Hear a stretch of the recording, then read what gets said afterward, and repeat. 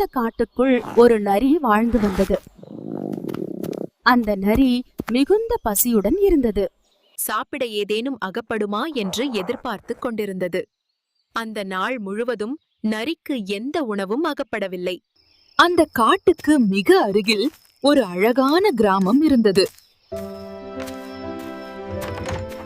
அந்த கிராமத்து விவசாயிகள் அழகிய தோட்டங்களை அமைத்து அதில் திராட்சை, கரும்பு, மிளகாய் மற்றும் முலாம்பழம் போன்ற பயிர் வகைகளை வளர்த்து வந்தனர். அங்கு வந்த அந்த நரிக்கு தோட்டத்தை பார்ப்பது கண்ணுக்கு மிகவும் விருந்தாக இருந்தது.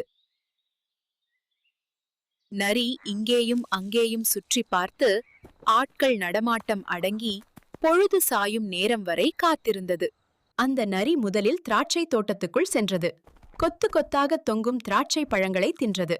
அது மிகவும் சுவையாக இருந்தது. பிறகு அருகில் இருந்த கரும்பு தோட்டத்துக்கு சென்று கரும்பை சுவைத்தது.